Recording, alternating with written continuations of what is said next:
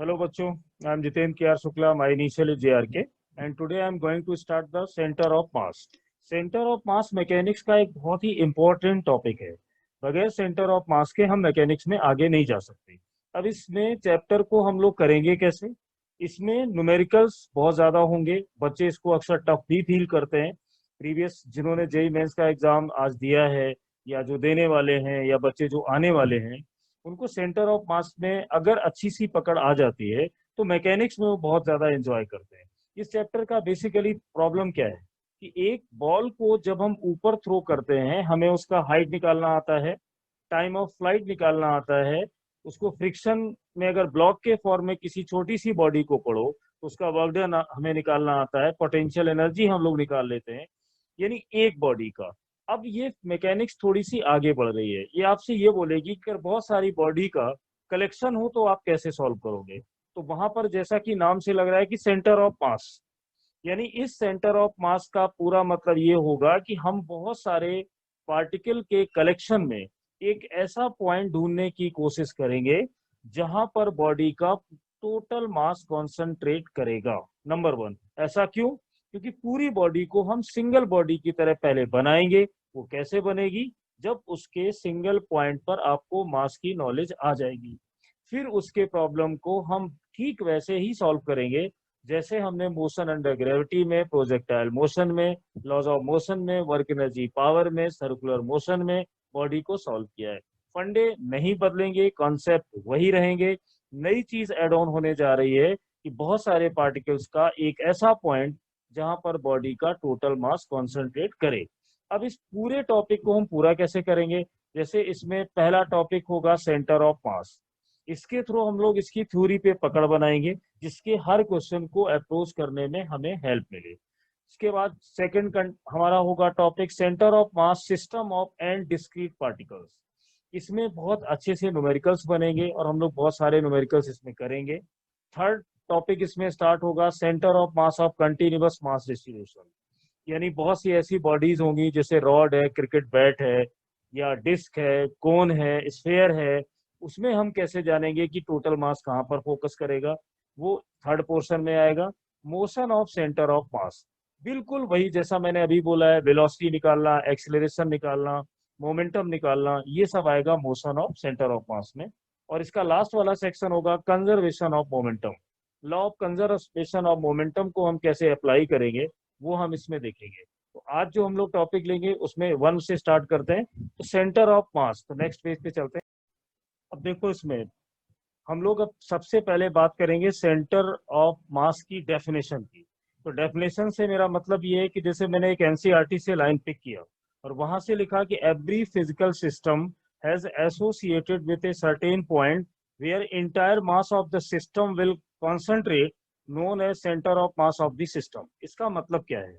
इसका मतलब ये है कि कोई भी सिस्टम हो, कोई भी बॉडी हो, किसी भी शेप की हो, चाहे वो अनशेप्ड हो, स्फेरिकल बॉडी हो, अनस्फेरिकल हो, हर बॉडी में एक कोई ना कोई ऐसा पॉइंट होता है जहां पर उस बॉडी का टोटल मास कॉन्सेंट्रेट करता है। और अगर उस पॉइंट पर आप फोर्स अप्लाई करोगे तो सारे मोशन वहीं से गवर्न होंगे। अब हमें ये समझना है कि हम इसको एनालाइज कैसे करें, ये सेंटर ऑफ मास का चक्कर क्या है। तो पहले एक एक्सपेरिमेंटल वे देखो। जैसे अगर आप यहाँ पर एक सिस्टम बनाओगे, जैसे मैं इसको एक मास यहाँ पे अटैच कर दूं m2 और एक मास यहाँ पर अटैच करूं m1। अब ये टू मास सिस्टम है जो एक लाइट रॉड के साथ हमने कनेक्ट कर दिया। और रॉड का मतलब है कि लाइट मैंने क्यों बोला, जिसका मास मैं नहीं ले रहा हूँ। दो मासेस हैं, एक m2 है और एक m1 है। मान लेते हैं कि इसका सेंटर ऑफ मास यहाँ पर है। देखा होगा ऐसे बहुत सारे टॉयज देखे होंगे जिनको अगर हम फेंक दें तो वो सीधे खड़े हो जाते हैं, हमेशा आप कितना भी टिल्ट करोगे ना वो सीधे ही हो जाएंगे। तो उसी टाइप से यहाँ पर मैं ये मान के चल रहा हूँ कि जो m2 मास है वो बड़ा है और m1 जो मास है ऊपर वाला वो थोड़ा छोटा है। अब अगर मैं यहाँ पर एक फोर्स लगाऊं, ये एक्सपेरिमेंटल ऑब्जर्वेशन है F, तो जैसे ही इस पर यहाँ पर फोर्स लगाओगे ये वाला जो पूरा सिस्टम है फोर्स के साथ ये ऐसा हो जाएगा, फोर्स की डायरेक्शन में। मैं कहना इसमें ये चाह रहा हूँ कि ये वाला जो अरेंजमेंट है ये क्लॉकवाइज डायरेक्शन में थोड़ा सा रोटेट कर जाएगा। और क्यों, कब किया ऐसा? जब हमने इस पर जो फोर्स लगाया वो सेंटर ऑफ मास से थोड़ा ऊपर लगाया तो क्लॉकवाइज हुआ। अगर इसको फोर्स और देर तक कंटिन्यू रहेगा तो ये बॉडी इतना रोटेट कर जाएगी। ये है सेंटर ऑफ मास और यहाँ पे लगा फोर्स। यहाँ से हमने क्या जाना कि अगर हम सेंटर ऑफ मास से ऊपर जाते हैं तो जहाँ पे सेंटर ऑफ मास है उस वाली बॉडी से ये क्लॉकवाइज डायरेक्शन में रोटेट हुआ। क्योंकि अभी हम फिजिक्स नहीं लगा रहे, अभी हम सिर्फ एक्सपेरिमेंट कर रहे हैं कि अगर मैं ऐसा करूं तो क्या होगा, फिर जानेंगे ऐसा क्यों हुआ।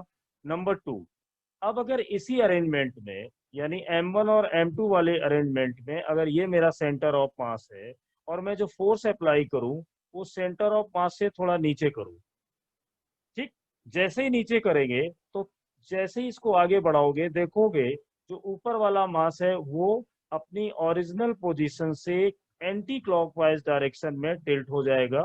अगर मैं इसमें जो फोर्स लगाऊं वो सेंटर ऑफ मास से ब्लो लगाऊं तो इसका क्या मीनिंग है।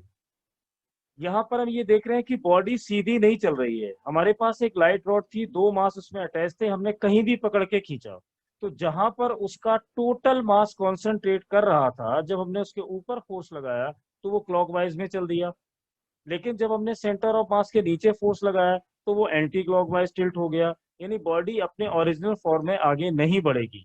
लेकिन अगर ऐसा करोगे कि ये मास मेरा M1 है और यहाँ पर ये मास M2 है, जस्ट इसके सेंटर ऑफ मास पर अगर फोर्स अप्लाई करोगे ऐसे ही तो कितनी देर बाद भी चेक करोगे आफ्टर सम टाइम भी ये वाला सिस्टम बिल्कुल स्ट्रेट चलता हुआ नजर आएगा। इससे हमने क्या बताने की कोशिश की है, मेरा पर्पज ये है, मैं बताना ये चाह रहा हूं कि 1 मास हो, 2 मास हो या 3 मास हो, कितने भी मासेस हो, अगर मुझे ये पता चल जाए कि उस पूरे सिस्टम का वो कौन सा पॉइंट है जहां पर बॉडी का टोटल मास कॉन्सेंट्रेट करता है, उस पॉइंट पर अगर हम फोर्स लगाएंगे, जैसे मैंने थर्ड वाले केस में फोर्स कहां पर अप्लाई किया है, जहां पर दोनों मासेस का मास कॉन्सेंट्रेट करेगा, तो ये बॉडी विदाउट एनी चेंज सीधा चलेगी। यानी अब मैं इस 2 मासेस सिस्टम को एक सिंगल पॉइंट मास की तरह ट्रीट कर सकता हूं। तो पूरी लड़ाई किस बात की है कि वो सेंटर ऑफ मास हमें मिलेगा कैसे। इस एक्सपेरिमेंट ने हमें ये बताया कि सेंटर ऑफ मास से ही मोशन गवर्न होगा, आप पढ़ सकते हो। अब जैसे मैं इसका एक सेकंड एग्जांपल लूं, सेकंड एग्जांपल अपना आसान है, देखना अगर यहाँ पर एक क्रिकेट का बॉल है, समझने की कोशिश करो क्योंकि ये काफी अच्छा चैप्टर है। अगर मैं इस बॉल को यू स्पीड से, यू वेलोसिटी से थीटा एंगल बनाते हुए ग्राउंड से थ्रो फेंकूं तो अपने सारे कॉन्सेप्ट यहाँ अप्लाई करो। सबसे पहले क्या होगा, इस पर इस डायरेक्शन में एक एक्सेलरेशन होगा जी, एक्सेलरेशन ड्यू टू ग्रेविटी। अब क्या होगा कि जब इसको थीटा एंगल पर थ्रो करोगे, हमने पढ़ा हुआ है कि ये प्रोजेक्टाइल मोशन में ऐसा पैराबोलिक पाथ बनाते हुए बॉल हमारी जाएगी, ये तो हमने रटा हुआ है। अगर मैं इसको पूरा एनालाइज करूं, पिछले वाले कंटेंट से कनेक्ट करूं, तो मैं कैसे बोलूंगा कि देखिए अगर मैं यहाँ पर ये बॉल आएगी तो इसके वेलोसिटी का डायरेक्शन ये है, जब टॉप पर आई तो वेलोसिटी का डायरेक्शन यहाँ होगा, यहाँ पर आएगी तो V2 ये होगा, यहाँ पर आएगी तो ये वाली डायरेक्शन V3 होगी। ऐसा हमने क्यों बोला, क्योंकि हमारे पास एक कॉन्सेप्ट है कि velocity always try to achieve the direction along with the acceleration. Velocity हमेशा एक्सीलरेशन की तरफ जाने की कोशिश करती है। यहाँ पर एक्सीलरेशन था डाउनवर्ड डायरेक्शन में, इनिशियल वेलोसिटी थी ये, तो एक्सीलरेशन डाउन है तो ये देखो वेलोसिटी हर बार ये कोशिश कर रही है कि वो एक्सीलरेशन की तरफ टिल्ट हो जाए। यहाँ पर जी ऐसे होगा, यहाँ पर जी होगा, जी तो अपनी डायरेक्शन नहीं बदलेगा। इसमें था क्या, अब इसका पाथ देखो पैराबोलिक है। अब ये जो बॉडी है वो एक बॉल है और बॉल में मास का जो डिस्ट्रीब्यूशन है सेंटर से सरकमफ्रेंस वो यूनिफॉर्म है। तो यहाँ पर अभी हमें मैथमेटिकली नहीं पता, logically we can say the total mass will concentrate at the centre of the ball, logically, because right now we have no formula. But हमने ये देख लिया इसका पाथ पैराबोलिक होगा, तो इसमें कोई बड़ी बात नहीं, ये पॉइंट मास है तो पॉइंट मास की तरह रहेगी। और मैंने अब यहाँ पर आइए देखिए, ये मैंने एक बैट बनाया हुआ है, इसको बैट मान लो, बैडमिंटन मान लो, कुछ भी मान लो। तो इसमें जो ये वाला पोर्शन है यहाँ पर मास ज्यादा होगा, यहाँ पर मास कम है। तो अगर मैं इसका सेंटर ऑफ मास इस पॉइंट पे मानूं, ये खुद भी कर सकते हो, ऐसे बैट पकड़ना और ऐसे फेंक देना, तो ये देखोगे कि ये बैट ऐसे देखो घूम रहा है नीचे की तरफ। अब यहाँ पे ध्यान से देखो, ये क्लॉकवाइज रोटेट किया, कब आपने फोर्स किधर लगाया, सेंटर ऑफ मास है बॉटम एंड की तरफ, क्योंकि ये बैट है, सेंटर ऑफ मास बॉटम की तरफ है, लेकिन हमने हाथ पे जो फोर्स लगाया वो सेंटर ऑफ मास से काफी दूर लगाया है, यानी ऊपर हटके। कौन सा वाला केस है, ये जो मैंने फर्स्ट एग्जांपल लिया था ये वाला। तो अब क्या होगा, इसकी पूरी बैट के जो कंस्टिट्यूट पार्टिकल्स हैं जिससे ये बैट बना है वो सब मोशन करेंगे। पर नोटिस करने वाली बात यह है कि अगर मैं इसके पूरे पाथ को देखूं तो ये इसका सेंटर ऑफ मास है, सेंटर ऑफ मास ने वही पाथ फॉलो किया जो कि आपकी क्रिकेट की बॉल ने फॉलो किया। इससे क्या ऑब्जर्वेशन आई, और जिस टाइप से आपने बैट को फेंका था देखिए लास्ट में वो उसी कंडीशन में आएगा। ऐसे बैट को फेंकिए, पकड़िए, हाथ पे उसका हैंडल ही आएगा, पूरा रोटेट करेगा और हैंडल हाथ में आ जाएगा। क्यों, क्योंकि उस बैट का कोई एक ऐसा पॉइंट होगा जहां पर टोटल मास कॉन्सेंट्रेट करेगा। मैं इससे बताना क्या चाह रहा हूँ, मैं बताना ये चाह रहा हूँ कि जब ये पूरा बैट फेंकोगे तो इसके जितने भी पार्टिकल्स हैं उसका जो सेंटर ऑफ मास है जहां पर उस बैट का टोटल मास कॉन्सेंट्रेट कर रहा है वहां पर mg फोर्स अप्लाई होगा। mg कहाँ पे लग रहा है, mg पूरे बॉडी पर नहीं अप्लाई हो रहा है। अगर पूरी बॉडी पर अप्लाई होता तो ये कंप्लीट पैराबोलिक पाथ नहीं होता, क्योंकि ये तो पूरा घूम रहा है, कॉम्प्लेक्स टाइप डायरेक्शन में मोशन हो रहे हैं बैट के पूरे पार्टिकल्स के। लेकिन ध्यान से सोचो कि mg कहाँ पे लगा, जहां पर इस बैट का टोटल मास कॉन्सेंट्रेट किया।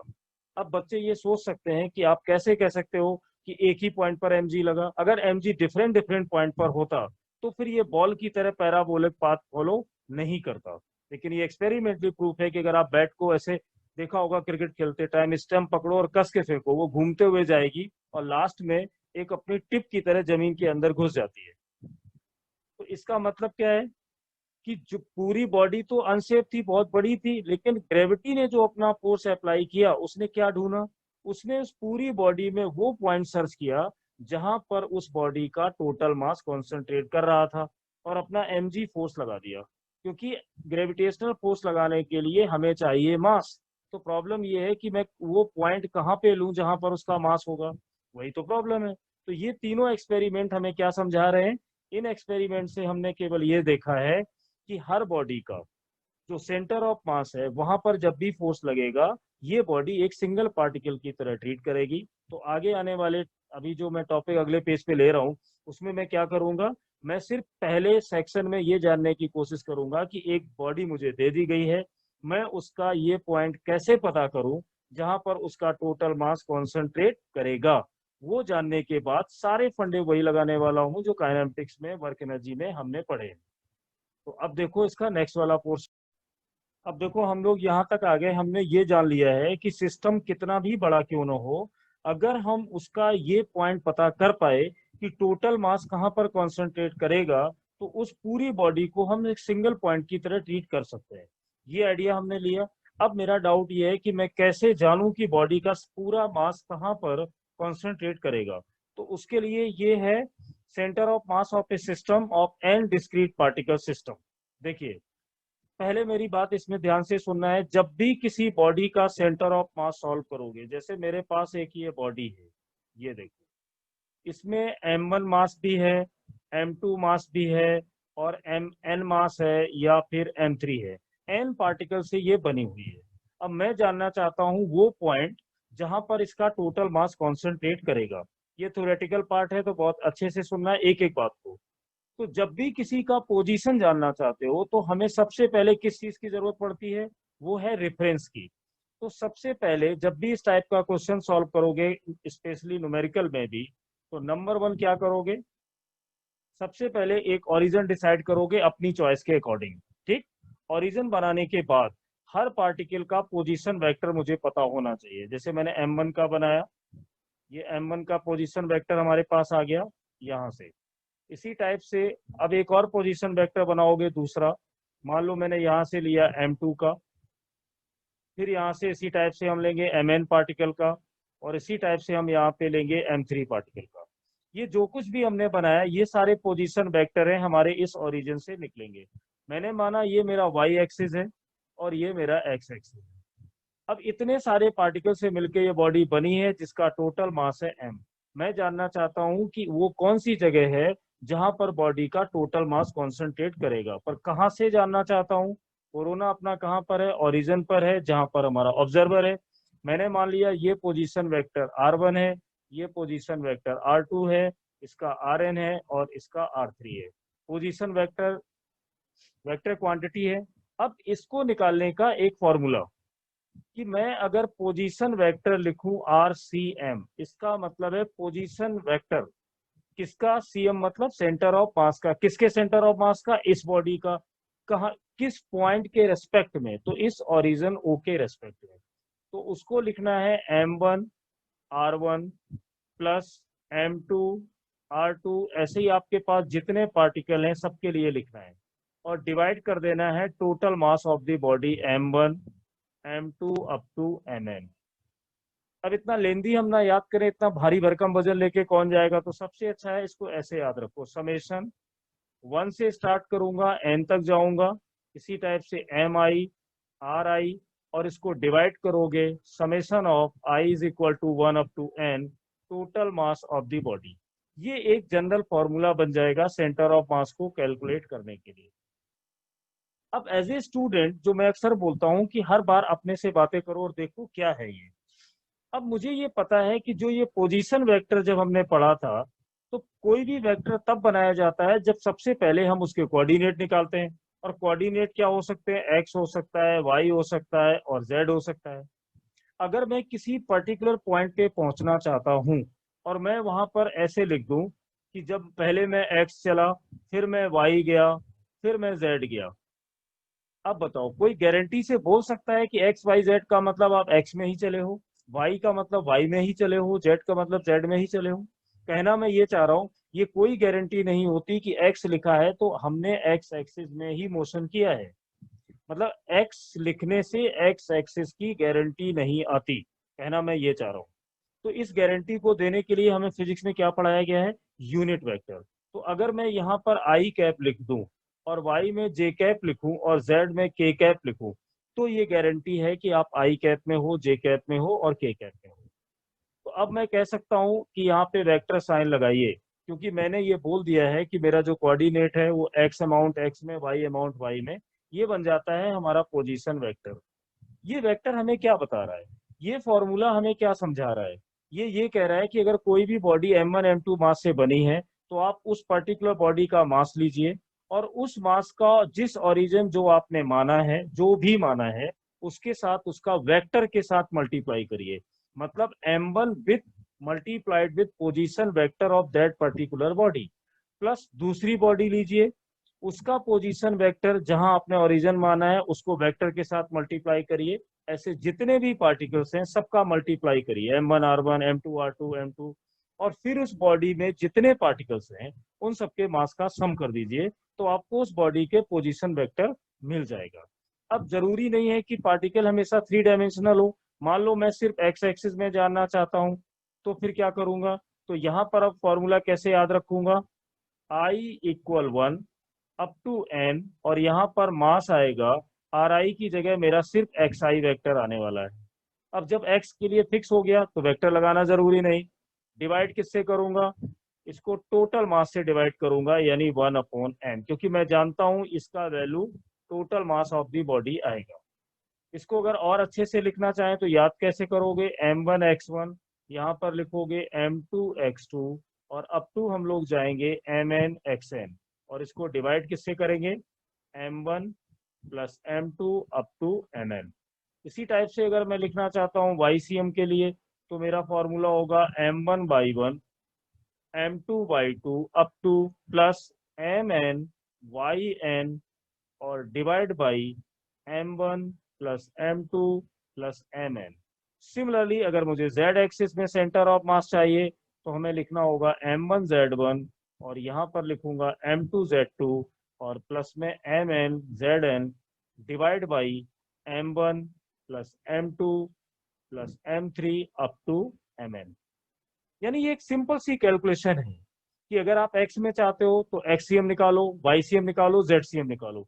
अब अगर मैं पूछूं इस बॉडी के सेंटर ऑफ मास का कोऑर्डिनेट क्या है, तो कोऑर्डिनेट लिखने का तरीका क्या होगा, आप XCM की जो वैल्यू निकालोगे उसको लिख दो, YCM की जो वैल्यू निकालोगे उसको लिख दो, और ZCM की वैल्यू निकालो, उसको लिख दो तो आपको पता चल जाएगा कि उस बॉडी का सेंटर ऑफ मास कहाँ है। अब मान लो ये टीचर ने या सर ने ये कंटेंट हमें पढ़ा दिया, एज ए स्टूडेंट हम इसमें क्या सोच पा रहे हैं? हम इसमें सिर्फ ये देख पा रहे हैं कि कोई भी बॉडी कहीं भी पड़ी होगी, उसमें M1 M2 M3 कितने भी मासेस होंगे, सबसे पहले हम एक ओरिजिन बनाएंगे अपनी चॉइस का। उस ओरिजिन को एक्स वाई जेड दो एक्सिस में डिवाइड करेंगे, और वहां से अगर 3 डायमेंशनल है तो जेड की बात करेंगे, नहीं है तो एक्स वाई की बात करेंगे। यहाँ पे मैंने जेड लेके समझा दिया, तो मुझे बोलना पड़ेगा कि जेड एक्सिस हमारे बोर्ड की तरफ है या बोर्ड के अंदर है। फिर अगर जब हम एक्स में निकालेंगे तो उस बॉडी के जो कोऑर्डिनेट होंगे एक्स के, उसको मास के साथ मल्टीप्लाई, ऐसे ही दूसरे मास के साथ मल्टीप्लाई कर देंगे और सबका सेंटर ऑफ मास निकल आएगा। इस फॉर्मूले ने हमें बस इतना बताया। अब इस फॉर्मूले के अंदर हम और क्या क्या जान सकते हैं उसको देखो अगले वाले पेज पे।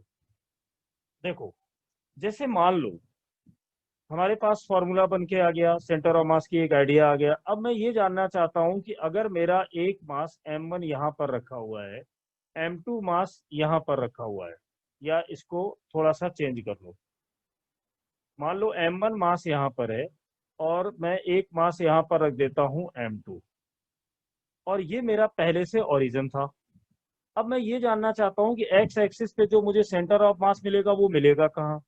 तो देखना मैं कहना क्या चाह रहा हूँ, हमारे ओरिजिन से अगर मैं मानता हूं कि इसका पोजीशन वेक्टर R1 है, ध्यान से देखना ये एक प्रॉब्लम अप्रोच बनेगी। इसी टाइप से M2 मास का जो पोजीशन वेक्टर है हमारे डिसाइड किए गए ओरिजिन से, वो R2 है। और अभी थोड़ी देर पहले अगर मैंने जो अभी सॉल्व किया था उसमें जो RCM आया था, ये position vector for the centre of मास, मैं मानता हूं वो मुझे यहाँ पे मिला। ये वो पॉइंट है जहां पर इन दोनों मास का सेंटर ऑफ मास है। दो की जगह 3 मास हो सकते हैं, 4 हो सकते हैं, 5 हो सकते हैं, ऐसा कोई रूल नहीं है। अब मैं इसमें करना क्या चाह रहा हूँ, मैं ये देखना चाह रहा हूँ कि अगर मैं सेंटर ऑफ मास से एक वेक्टर बनाऊं M1 के लिए, देखिए ओरिजिन मेरा ये है। अब मैं अपनी लोकेशन जो ऑब्जर्विंग वाली थी उसको चेंज कर रहा हूँ।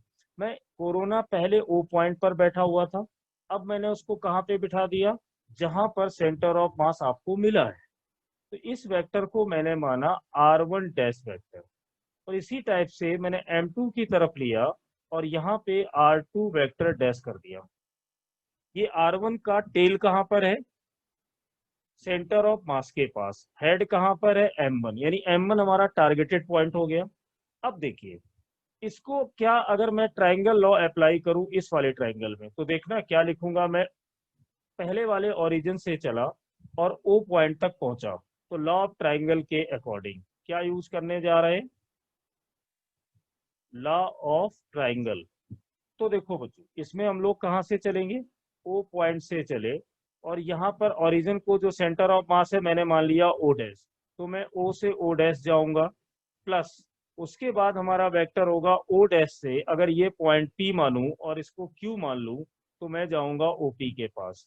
ये किसके इक्वल होगा, तो वेक्टर देखिए पोजीशन वेक्टर आपका ये बना था, O से लेके P तक एरो ये कह रहा है, पर यहाँ से वापस आने के लिए दोनों के सम को लिए हम कैसे करें, तो बड़े आराम से लिख सकते हैं कि इसका जो रिजल्टेंट होगा वो ओपी वेक्टर होगा। लॉ ऑफ ट्रायंगल में हमने यही पढ़ा है, ध्यान से देखो। मैं ओ से गया ओ डैश पर, ओ डैश से गया ओपी पर, इसका रिजल्टेंट हो गया ओ पी। तो यहाँ पर ओ डैश का वैल्यू हमने लिया कितना था, हमारा आरसीएम था। वेक्टर ओ डैश पी क्या था, R1 डैश वेक्टर था। ओपी क्या था, R1 वेक्टर था। इसी टाइप से अगर मैं इस ट्राइंगल में बात करूं, तो फिर मैं ओ से गया तो मैंने पहले लिखा आरसीएम, प्लस अब मैं ओ डैश से क्यू की तरफ गया तो मैं लॉ ऑफ ट्राइंगल से R2 डैश लिखूंगा।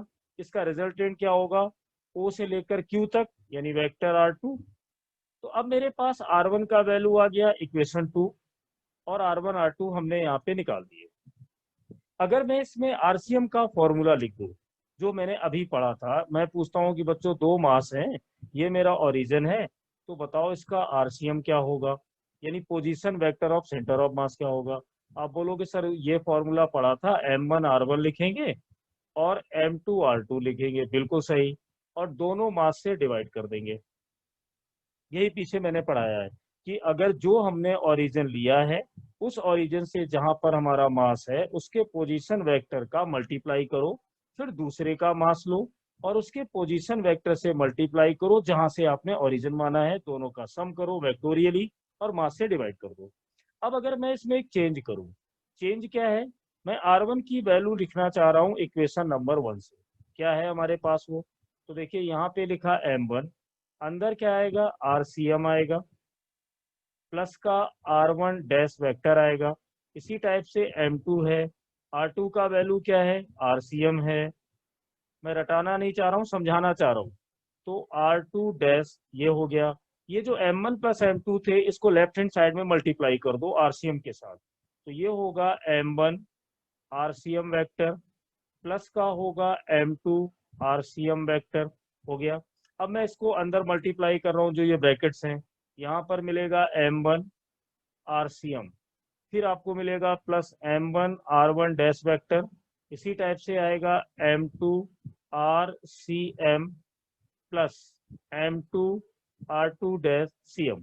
अब दोनों तरफ के रिजल्ट को जरा ध्यान से देखो, यहाँ पर M1 RCM है, M1 RCM कैंसिल हुआ, ये M2 RCM है, ये M2 RCM है, कैंसिल हुआ। तो लेफ्ट हैंड साइड में तो कुछ बचा ही नहीं, तो यहाँ पर आया 0, इधर क्या रह गया M1 R1 डैश वेक्टर, यहाँ पर रह गया M2 R2 डैश वेक्टर। तो मैं इसको लिख सकता हूँ कि M1 R1 dash minus of M2 R2 dash, ये एक रिलेशन आ गया। ये रिलेशन हमें बहुत कुछ बताएगा। अब इस रिलेशन को अगर हम एनालाइज करें अपने ओ पॉइंट से, जो मैंने ओ डैश माना था, तो दोनों में देखिए माइनस साइन आ रहा है। माइनस साइन का मतलब है कि ये जो दोनों वेक्टर हैं, कौन कौन से दोनों वेक्टर, एक है M1 जो R1 डैश वेक्टर है, दूसरा वेक्टर है M2 के साथ R2 डैश, और माइनस साइन है। माइनस साइन यहाँ सिर्फ डायरेक्शन बताएगा, क्योंकि मास तो माइनस होता नहीं है। तो ये हमें ये बता रहा है कि जो आपका पहले वाला सेंटर ऑफ मास की पोजीशन थी, उससे जो दूसरा मास का वेक्टर आपने बनाया था, जो उसकी डायरेक्शन बनाई थी कि अगर मैं सेंटर ऑफ मास पे खड़ा हो जाऊं और दो मास में कभी लेफ्ट में जाऊं कभी राइट में जाऊं, तो पहला वेक्टर जो आपका R1 डैश था, दूसरा वेक्टर जो R2 डैश था, इन दोनों के बीच का एंगल 180 डिग्री होगा। ये माइनस साइन हमें ये बता रहा है, यानी दोनों वेक्टर अपोजिट है। तो इससे हमें क्या मालूम पड़ा, अब मैं ये देख के कह सकता हूँ कि यहाँ पर मैंने M1 रखा हुआ था, यहाँ पर मैंने M2 रखा हुआ था, यहाँ पर देखिए दोनों मास सीधे दिखाई नहीं दे रहे। मतलब कहना मैं ये चाह रहा हूँ, इस डेरिवेशन को, इस डिस्कशन को देख के मैंने ये समझ लिया कि centre of mass always lie along the line of joining, यानी जो दो पार्टिकल होंगे उन दोनों को ज्वाइन करने वाली जो भी लाइन होगी, उस लाइन के बीच में, जरूरी नहीं कि मिडिल हो, वो डिपेंड करेगा कि दोनों का मास कैसा है, पर सेंटर ऑफ मास हमेशा लाई करेगा लाइन ऑफ ज्वाइनिंग पर। But I am not saying कि मिडिल पॉइंट पर होगा, मतलब लाइन ऑफ ज्वाइनिंग पर होगा। हो सकता है M1 के पास हो सकता है कि M2 के पास हो, बट होगा लाइन ऑफ ज्वाइनिंग पर ही। तो इस डिस्कशन से हमने ये जाना, ये वेक्टोरियल फॉर्म था। दूसरा, ये रिलेशन हमें कुछ और भी बताएगा। तो पहला मैं समराइज कर दूं, मैंने क्या जाना है कि सेंटर ऑफ मास हमेशा लाइन ऑफ ज्वाइनिंग के बीच, लाइन ऑफ ज्वाइनिंग पर ही लाई करेगा। ओके, और सेंटर पर होगा तब जब दोनों का मास इक्वल होगा, वो बात की बात है। अभी मैंने ये देखा कि M1 R1 डैश, और अगर मैं इसको मैग्नीट्यूड में लिख दूं M2 R2 डैश, तो माइनस नहीं बचेगा। ये हमें क्या बताएगा, अगर मैं मैग्नीट्यूड की बात करूं तो ये हमें ये बताएगा कि अगर आप यहाँ से M की बात करोगे तो इनवर्सली प्रोपोर्शनल टू R आएगा। कैसे मालूम पड़ा, क्योंकि मैं अगर इसको लिखूंगा M1 R1 मैग्नीट्यूड के फॉर्म में M2 R2, तो देखिए M1 अपॉन M2 अगर निकालोगे तो ये आएगा R2 अपॉन R1। यानी ये देखिए M1 यहाँ पर है, R1 यहाँ पर है, यानी मास इनवर्सली प्रोपोर्शनल टू R। इसका मतलब क्या हुआ कि जहां पर R की वैल्यू कम होगी वहां पर सेंटर ऑफ मास शिफ्ट हो जाएगा, यानी centre of mass always shift toward the heavier mass. जहां पर, जैसे मैं इसको एग्जांपल लूं, अभी हम लोग आधी बात कर रहे थे कि ये एक बॉडी का M1 मास है और इस बॉडी का मास M2 है, ये दो है। यहाँ पर ये 5 kg है और यहाँ पर ये वाली 10 kg है। ठीक, तो अब मेरे पास एक आइडिया है कि सेंटर ऑफ मास इस लाइन पर कहीं होगा, क्योंकि हम बिल्कुल कॉन्फिडेंट हैं कि जहां पर भी सेंटर ऑफ मास होगा उससे लेफ्ट साइड का जो पोजीशन है और राइट साइड का जो पोजीशन होगा उन दोनों के बीच में एंगल 180 होगा, मतलब वो सीधी लाइन होगी। लेकिन अब वो होगा किसकी तरफ? तो ये वाला डेरिवेशन डिस्कशन हमें ये बता रहा है कि सेंटर ऑफ मास किसके पास मिलेगा, तो M2 के पास मिलेगा। क्यों? अगर मैं इन दोनों डिस्टेंस को, इस डिस्टेंस को लिख देता हूं R1 यहां से, और सेंटर ऑफ मास से इस डिस्टेंस को मैं लिख देता हूं R2, और ये है हमारा सेंटर ऑफ मास। तो सेंटर ऑफ मास हमेशा उस तरफ शिफ्ट होता है जहां पर R की वैल्यू कम होती है। तो यहाँ पर देखिए R2 की वैल्यू कम है, इसलिए सेंटर ऑफ मास उसकी तरफ शिफ्ट हो गया। तो अब एक माइंड में हम आइडिया लेके जा रहे हैं कि जब भी हम न्यूमेरिकल्स करेंगे तो थ्योरेटिकली हमने ये जाना है सेंटर ऑफ मास उस बॉडी के पास मिलेगा जिधर मास ज्यादा होगा। ओके, तो इसको लेके अब हम एक इसमें न्यूमेरिकल करते हैं, उससे आइडिया लग जाएगा कि हमें करना क्या है। देखो, लास्ट वाले बोर्ड से हम लोग ये सीख कर आए कि position of centre of mass always shift towards heavier mass. आज का टर्म तो हमारा थ्योरी का था, पर उस थ्योरी में जल्द अच्छी सी पकड़ बने जिससे आगे की क्वेश्चंस हम अच्छे से करें। एक एग्जांपल के थ्रू मैं समझाता हूं कि मैंने अभी तक क्या एक्सप्लेन किया। जैसे मैं यहाँ पर अगर एक एग्जांपल बनाऊं और सारी बातों को रिपीट करूं जो मैंने आप लोगों को समझाई है। मान लेते हैं कि यहाँ पर एक स्क्वायर है ये, और इस स्क्वायर के इस कॉर्नर पर एक मास रखा हुआ है 1 kg, यहाँ पर रखा हुआ है 2 kg, ये रखा हुआ है 3 kg, और यहाँ पर है 4 kg। मैं ये जानना चाहता हूं कि अगर मैं सपोज आगे आने वाले क्वेश्चंस में ये होगा कि इस सिस्टम को जो स्क्वायर में मासेस रखे गए हैं, मैं ये मान लेता हूं कि जो ये स्क्वायर है इसका साइड है 1 मीटर।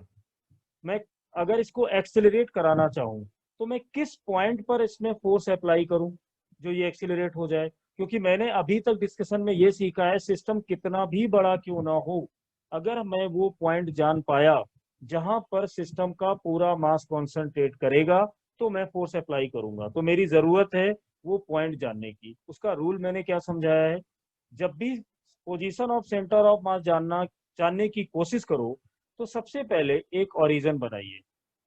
जैसे वो अपनी चॉइस का होगा, मैंने इस 1 kg वाली जगह को ओरिजिन माना तो मुझे यहाँ पर वाई एक्सिस और यहाँ पर एक्स एक्सिस मानना होगा, मैंने मान लिया। अब मुझे ये पता है कि ये जो पूरा सिस्टम है वो एक्स वाई में दिया हुआ है, तो यहाँ पर जो भी पोजीशन सेंटर ऑफ मास की आरसीएम आएगी वो एक्स और वाई में आएगी। और उस टाइप के फॉर्मूले हमने पढ़े हैं कि अगर मैं एक्ससीएम निकालना चाहूँ तो मुझे जरूरत किसकी होगी, m1x1 plus m2x2 plus m3x3 और प्लस x4 एंड m4। यहाँ पर m4 लिखा हुआ है लास्ट में, ध्यान रखना। और total mass m1 plus m2 plus m3 plus m4, ये मैंने लिख दिया। जैसे ही इसको लिखोगे तुम्हारे माइंड में आएगा कि मेरी जरूरत m1 है, m2 है, m3 है, m4 है। तो पहले डिसाइड करो कि m1 कौन। मैंने ये मान लिया 1 kg मेरा m1 है और 2 kg m2 है, ये 3 kg m3 है और 4 m4 है। एक काम हो गया। अब दूसरा फॉर्मूला ये कह रहा है कि x1 x2 x3 x4 बताइए। तो ये भी वो मैसेज दे रहा है कि without origin you can't decide x1 x2। तो जब मैंने ओरिजिन इसको माना तो 1 kg के कोऑर्डिनेट्स क्या होंगे, 0 0 होंगे। कोऑर्डिनेट्स लिखने का तरीका क्या है, x1/1। 2 पॉइंट के कोऑर्डिनेट्स क्या होंगे, x एक्सिस पे 1 क्योंकि स्क्वायर का साइड 1 है, y पर होगा 0। यहाँ पर कितना हुआ, x पर चला 1, y पे चला 1। ये वाला कोऑर्डिनेट किसका है, ये है x2। 0 कौन होगा, y2। यहाँ पर x3 होगा 1, y3 होगा 1। जब 4 पॉइंट पर आए तो देखिए x एक्सिस पे 0 है और y पे 1 चलोगे तो यहाँ पहुंच जाओगे। तो ये वैल्यू किसकी हो गई, x3 सॉरी x4 और y4। ये हमने कोऑर्डिनेट बना लिए। देखिए आराम से कॉन्सेप्चुअली चलोगे दिक्कत आएगी नहीं। अब इसमें वैल्यू डालना स्टार्ट करो। m1 का वैल्यू, पहला क्वेश्चन है इसमें मैं आराम से बता रहा हूँ। m1 की वैल्यू क्या है, 1 kg। x1 कितना है, 0। m2 कितना है, 2 kg। और हमारा x2 कितना है, 1 है। m3 कितना है, 3। x3 का वैल्यू कितना है, 1। अब मैं पहुंचा M4 के पास, तो वैल्यू है 4। x4 कोऑर्डिनेट कितना है, 0 है। अब इसको डिवाइड करोगे तो अगर मैं लिखूं 1 + 2 + 3 + 4, 4 3 7 3 10, और ऊपर देखिए ये 0 हो गया, ये भी 0 हो गया, 3 2 5 आ गया, यानी 5/10। तो मैं कह सकता हूं कि x एक्सिस पे 0.5 मीटर चलो। इसी टाइप से अगर हम लोग YCM पर जाए तो अब इस फॉर्मूले में x1 की जगह y1 लिख दोगे। m1 का वैल्यू लिखना स्टार्ट करो, m1 है 1, y1 कितना 0, m2 की वैल्यू 2, y2 की वैल्यू 0, m3 कितना 3 kg, y3 कितना 1, x4 का वैल्यू कितना, सॉरी m4 का वैल्यू कितना 4 kg, y4 का वैल्यू कितना 1 kg। सारी वैल्यूज लिख दी। यहाँ पे सम करोगे इस टाइप से, टोटल मास का 10 आएगा। अब देखिए ये दो टर्म तो 0 है, 7 आया, 7/10, यानी ये वैल्यू आ गई 0.7 मीटर। अब मैंने पूछा कि सेंटर ऑफ मास होगा कहाँ, तो बोलोगे एक्सीएम लिखो, वाईसीएम लिखो। तो एक्सीएम का वैल्यू कितना 0.5, वाईसीएम का वैल्यू कितना 0.7। ये दोनों वैल्यूज ये बता रही हैं कि एक्स एक्सिस पे हाफ और वाई पे 0.7, ये वो पॉइंट होगा जहां पर इस पूरे सिस्टम का सेंटर ऑफ मास लाई करेगा। तो अगर हमें टॉर्क निकालना हो, कभी फोर्स लगाना हो, तो एक्स वाई कोऑर्डिनेट आ गए। अब जैसा मैं हर बार बोलता हूं कि हर क्वेश्चन को सॉल्व करने के बाद अपने आप से बातें करो और सोचो कि ये प्रॉब्लम जो हमने थ्योरी में अभी ली है, मैं तो थ्योरी करा रहा था, मैंने इस क्वेश्चन को क्यों लिया, ये बताने के लिए कि बच्चे इस क्वेश्चन से क्या सीखेंगे, आगे हेल्प कैसे होगी। सुनो, जब हम लोग आंसर पर पहुंचे तो हमने ये देखा कि हमारा जो सेंटर ऑफ मास का कोऑर्डिनेट है, मान लो यहाँ पर है, यहाँ पर नहीं, मिडिल पर यहाँ ले रहा हूँ, क्यों, क्योंकि ये वाला जो कोऑर्डिनेट होगा, एक्स पर हमें कितना आना पड़ेगा 0.5, वाई पर हमें कितना जाना पड़ेगा, तो थोड़ा देखिए ऊपर जाएगा, क्योंकि यहाँ आना पड़ेगा 0.7। वाई एक्सिस के सामने जो मेरी वैल्यू होगी वो 0.7 मीटर होगी, और एक्स एक्सिस की जो मेरी वैल्यू होगी वो 0.5 होगी। ये क्या बता रहा है, जो थ्योरी पढ़ी क्या उसको टैली कर रहा है। ऊपर आपने मास कितना लिया था 4 kg, यहाँ पर मास क्या था 3 kg, यहाँ पर मास क्या था 2 kg, यहाँ पर मास क्या था 1 kg। अब जरा देखिए, अगर मैं इस तरफ के मासेस को देखूं तो 3 + 2 यानी 5 kg। अगर मैं लेफ्ट हैंड साइड के मासेस को देखूं तो यहाँ पर कितना है 5 kg। दोनों तरफ मासेस इक्वल आ गए। तो अब सेंटर ऑफ मास जो मेरी पंच लाइन थी वहां शिफ्ट होगा जहां हैवी मास होगा।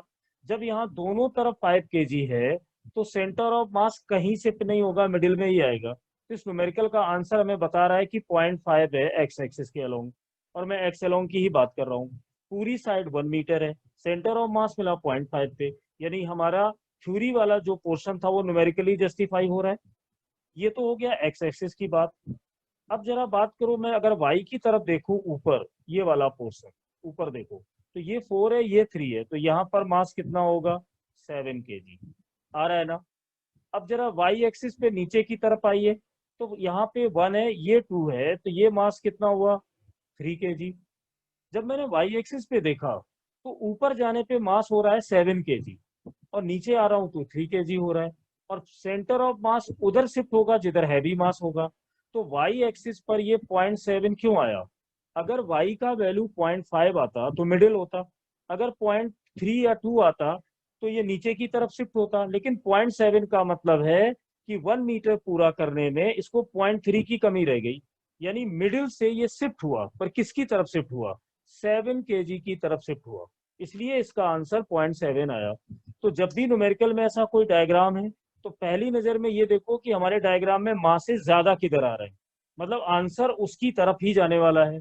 तो एक दो ऑप्शन हम ऐसे एलिमिनेट कर सकते हैं, उसके बाद हम इसको सॉल्व करेंगे। अच्छा, इसमें एक मैसेज और भी है, वो क्या है कि मान लो, मैं अगले बोर्ड पे बता देता हूँ। अगर मैं यहाँ पर ये बोलूँ कि देखिए ये एक बॉडी है, एक यहाँ पर है, और एक यहाँ पर है, ये है। अब मैंने ऐसे 3 बॉडी बना दी है, ये क्या है, मैं आपसे बोलता हूँ कि बच्चों ये रिंग है, बताइए इसका सेंटर ऑफ मास कहाँ होगा। तो आप बोलोगे कि मैंने इसके सेंटर को कोऑर्डिनेट मान लिया। एक बच्चा सोचेगा ये एक्स और ये वाई, ठीक। और लगा इसको सॉल्व करने, मत सॉल्व करो। क्यों? इस रिंग का पूरा मास इसकी सरकमफ्रेंस पर होगा, क्योंकि बीच में ये खाली है। अगर ये खाली है तो अगर मैं सेंटर से चलूंगा तो चाहे मैं लेफ्ट जाऊं, राइट जाऊं, कहीं भी जाऊं, मास का जो डिस्टेंस है वो सेंटर से हर जगह इक्वल होगा। और अगर मैं लेफ्ट में देखूं तो उतना ही मास है जितना राइट में है, क्योंकि ये रिंग है। तो इसका सेंटर ऑफ मास कहाँ होगा? कहीं भी शिफ्ट नहीं होगा, ना ये लेफ्ट जाएगा ना ये राइट जाएगा। सेंटर ऑफ मास को शिफ्ट होने के लिए ज्यादा मास की जरूरत है, और रिंग में यूनिफॉर्मली डिस्ट्रीब्यूटेड है उसकी पेरीफेरी पर, सरकमफ्रेंस पर। तो इसका सेंटर ऑफ मास की जो पोजीशन आएगी वो कहाँ पर आएगी? वो आएगी सेंटर पर। इसी टाइप से अगर मैं ये बोल देता कि यहाँ पर जो ये रखा है ये डिस्क है, अब बताइए डिस्क का कहाँ होगा? ये भी सेंटर पर होगा। क्यों? डिस्क के चारों तरफ मास का यूनिफॉर्म डिस्ट्रीब्यूशन है, ना कहीं कम है और ना कहीं ज्यादा है, तो सेंटर पर रहेगा। अगर ये स्फेयर होता, इसका भी सेंटर पर होगा। यानी all symmetrical body if they are having uniform mass distribution, then centre position of centre of mass will not be shift, कहीं नहीं जाएगी, वो सेंटर पर ही रहेगी। और अगर सेंटर पे रहेगी, हाँ, इसमें अब मान लीजिए एडवांस के क्वेश्चन कोई बनाने लगा, उसने दिमाग लगाया कि मैं एक डिस्क तो बच्चों को दूंगा, पर साथ में ये बोल दूंगा कि ऊपर जाते हैं तो मास बढ़ता है, नीचे जाते हैं तो मास कम होता है, तो एलिमेंट लेके हम सॉल्व करने लग जाएंगे। वो हम आगे करेंगे। आज का जो ये पूरा लेक्चर है वो सिर्फ इस बात पे डिपेंड कर रहा है कि सेंटर ऑफ मास क्या है। बच्चों को न्यूमेरिकल में एंटर करने से पहले ये दिमाग में बैठ जाना चाहिए, centre of mass none other than, ये सिर्फ ये है कि बहुत बड़ा सिस्टम हमें दिया जाए, हम सबसे पहले बहुत सारे क्वेश्चंस करने वाले हैं सिर्फ ये जानने के लिए कि अगर बॉडी में बहुत सारे मास फैले हुए हैं तो सेंटर ऑफ मास कहाँ होगा। वो डिस्क हो सकती है, लेमिना हो सकता है, रॉड हो सकती है, कोन हो सकता है, बहुत सारी प्लेट्स हो सकती हैं, उनको करेंगे, फिर धीमे धीमे आगे बढ़ेंगे। Thank you.